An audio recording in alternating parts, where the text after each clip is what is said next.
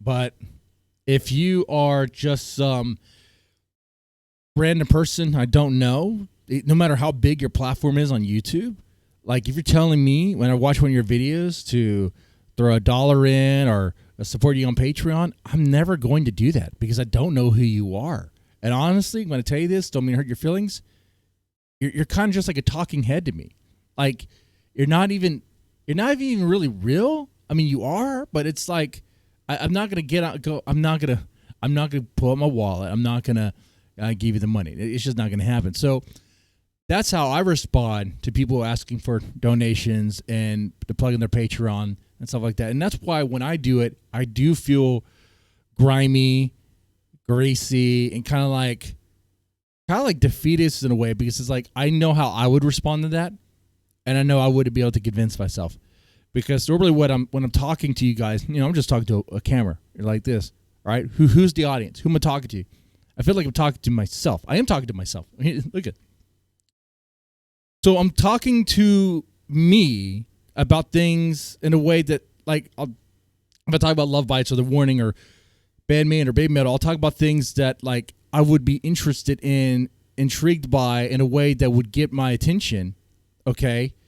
That's kind of what I do there, because it's kind of hard to perceive, like, I guess, audience, like who you're really talking to when you're really just talking to a camera, right? And go by the comments and go by what people seem to like. Be like, oh, okay, but they're not there in the room when you're talking about it. Okay, it's not like a live stream where they could respond in the chat as you're talking about the thing you're talking about.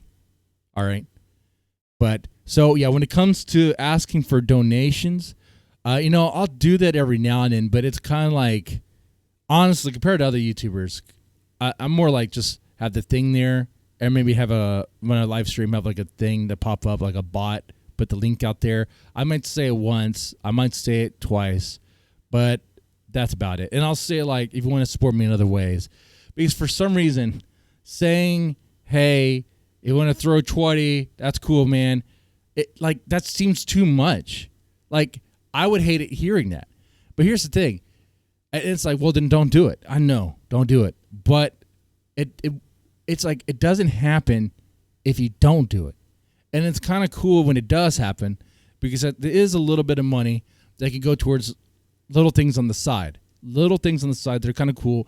Whenever it's I know it's a little bit of money, so it's not a whole lot, right? But it helps with not having to go into my own wallet for things that are kind of cool for the channel, and also just cool for me. I'll be honest with you. A lot of YouTubers will like come up with a whole bunch of stuff about what they do for the studio, what they do for their stuff, whatever. Yeah, it is true. I'm putting walls up in the studio and stuff, but does that really matter to you guys? Not really. I got this right now. That's all that really matters, right? Right. And honestly, even if it was all white behind me, all like insulation, you guys still wouldn't care, right? No, it doesn't really matter.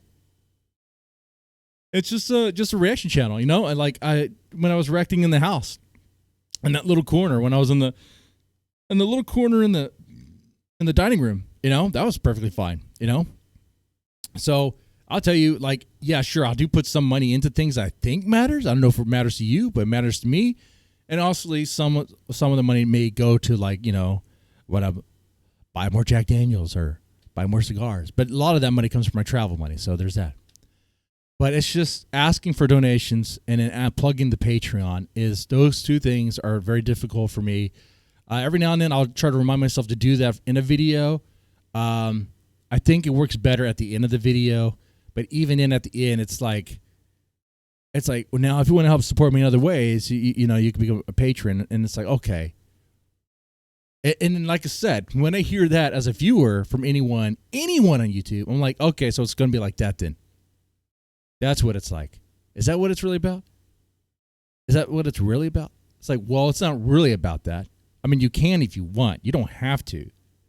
I'm still going to produce content whether you do or not. And if that's how you feel about it, I get you, because I feel that way too. So then I'm not talking to you. I'm talking to other people that would, who have the means and would like to support in that way. And they can participate in, well, what I'm doing here, this member only stream.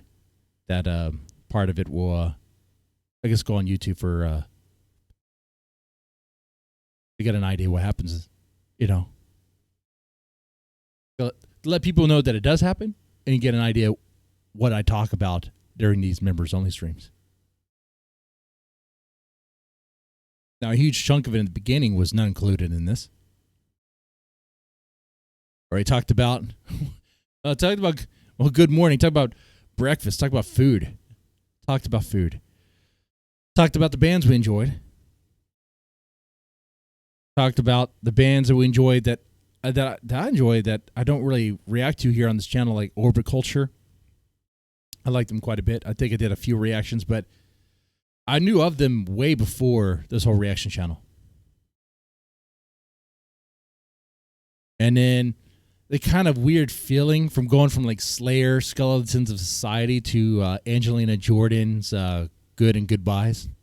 Kind of an odd mix, but it works.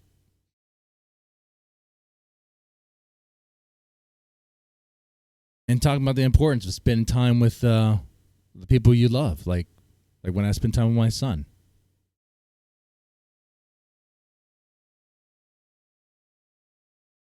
So I thought it was pretty chill. I thought it was pretty cool. Anyway, that said, I think this is going to wrap up this members only stream here.